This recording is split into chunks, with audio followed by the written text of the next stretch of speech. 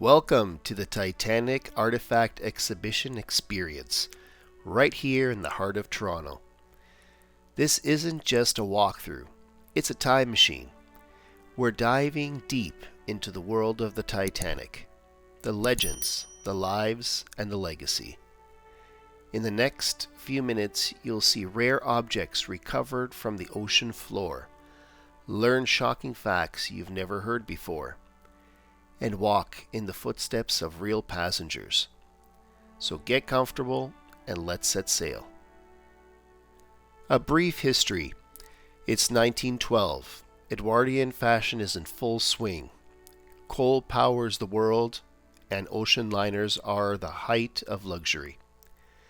Enter the RMS Titanic, the largest and most luxurious passenger ship ever built.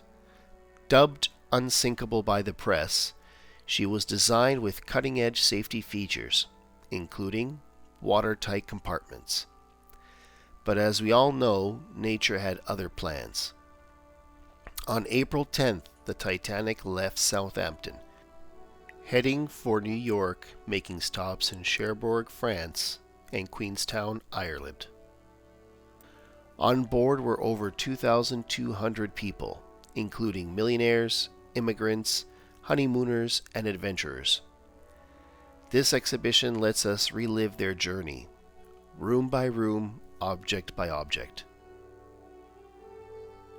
Now let's rewind even further, to where the Titanic story really began. Belfast, Northern Ireland. The Titanic was built at Harland & Wolff shipyard, taking over 3,000 workers almost 3 years to complete. It used over 3 million rivets, 46,000 horsepower engines, and had 29 boilers to keep it moving. Fun fact, the Titanic wasn't the only ship in her class. She had two sister ships, Olympic and Britannic. Olympic had a successful career, but Britannic never carried passengers. She was turned into a hospital ship and sank during World War I. In the Titanic Artifact Exhibition, you'll find photos of the construction, blueprints, and tools used during the build. It's incredible how much went into making this steel giant a reality. Some lesser-known facts about the Titanic. The ship had its own onboard newspaper called the Atlantic Daily Bulletin. There was a post office on board with 5 postal clerks. And yes, there were dogs on the Titanic. There were 12, and a few first-class passengers brought them along. Only 3 survived. At the exhibition, you can even see the postcards, letters, and menus from the passengers, giving you a glimpse into what they were eating, writing, and thinking. Now, let's talk about how bougie this ship was. First-class passengers enjoyed everything from a heated pool and a gymnasium to a grand staircase straight out of a royal palace. Their dining rooms served 11-course meals, and some staterooms even had their own private balconies. And yes, there was a squash court, a Turkish bath, and even electric elevators in 1912. Meanwhile, third class, while not as lavish, offered private cabins, running water, a good meal. That was luxury for many immigrants making their way to North America. In the exhibition, you'll see real porcelain dishes, furniture, and clothing from passengers across all classes. Behind the luxury experience was a massive team of over 900 crew members, and most weren't in uniform. There were stewards, cooks, firemen, engineers, musicians, and officers. Many slept in cramped quarters in the lower decks, working long hours in hot, loud, dangerous environments. The engine room alone was like the inside of a volcano. Over 100 men worked around the clock shoveling coal. The firemen, also called stokers, earned about £6 a month. That's around $50 to $60 today. But without them, the Titanic wouldn't move.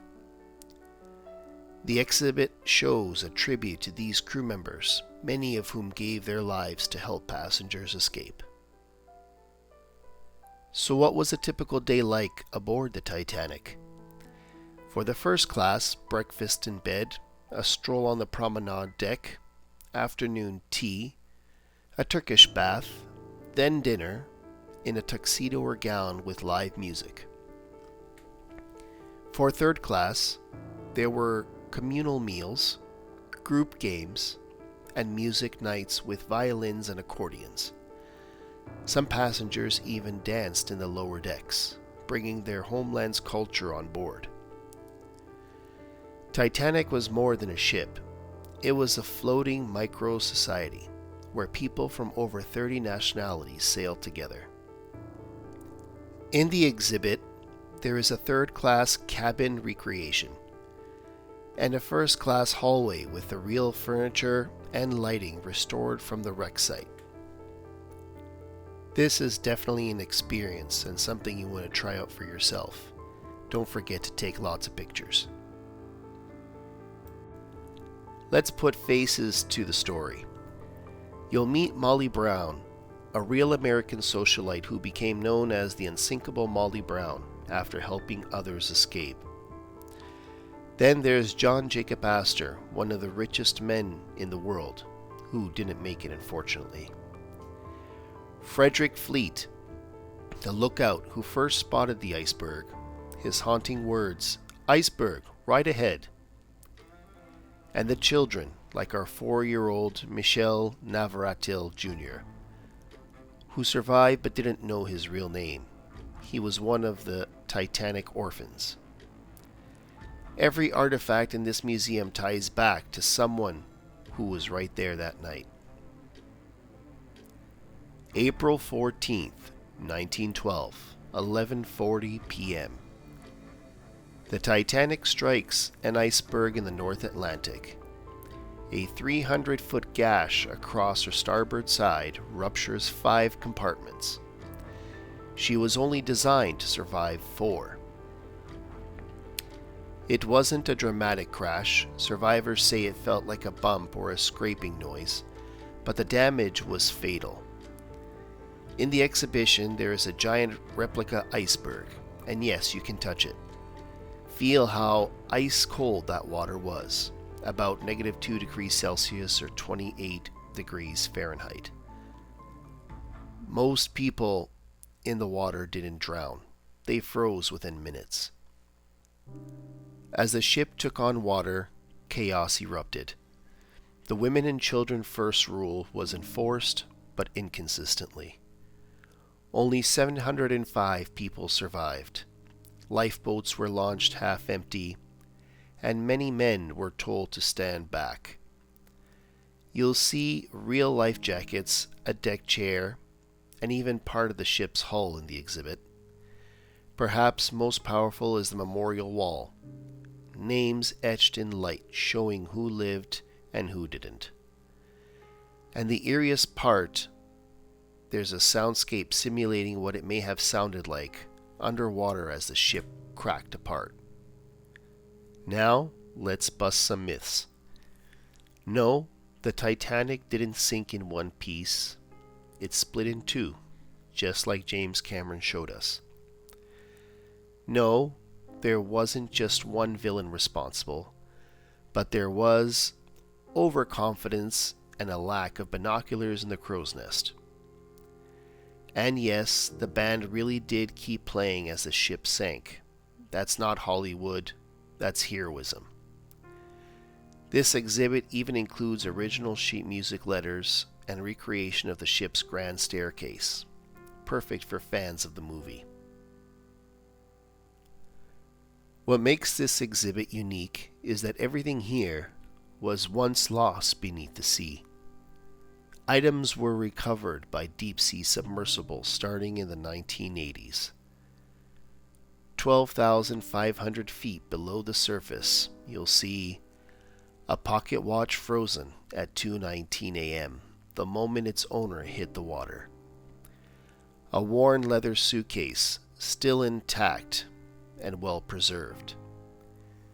A perfume bottle that still carries their scent after over 100 years. Its history you can still see, smell, and almost touch. So what does Titanic mean today? It's more than a tragedy. It is a mirror of humanity, courage, class divide, love, loss, and lessons learned. Today, Titanic is protected under international law. No more salvaging is allowed. So what's here in Toronto is part of a rare, limited collection. When you entered the exhibition, you received a boarding pass, one that matches a real passenger. Near the end, you'll discover if they survived. It's powerful, emotional, and unforgettable. Thanks for joining me on this incredible journey through the Titanic Artifact Exhibition. If you found this moving or learned something new, please like, comment, and subscribe. Drop your favorite Titanic fact in the comments, or share your thoughts if you visited the exhibition yourself. Until next time, stay curious, stay inspired, and remember, history is never just the past. It's part of our story. And as we come to the end of this video, I just wanted to give you a little walkthrough of the store. Now, you're going to hit this store at the very end of the walk, and there's many things that you can actually purchase in here. Things like clothing, puzzles, you have posters, there's cups, teddy bears, a lot of stuff that have Titanic branding, even slow globes and models. And there are a few items in here that you're going to see that have coal from the actual Titanic expeditions, and they've incorporated them into things like picture frames, hourglasses, and other unique items. They do have many keychains and replica items, and I highly suggest you guys check them out and try and support the cause, because at the end, it's always wonderful to see these kind of events pop up, and it's great to share with family and friends. I ended up buying this catalog, which has a lot of reference information to what we saw today during the walkthrough. And this is also a picture of that boarding pass that you scan at the very end. And I did also buy this coin that has coal in it, just to add to my existing Titanic collection at home. Thanks again, guys. See you on the next one.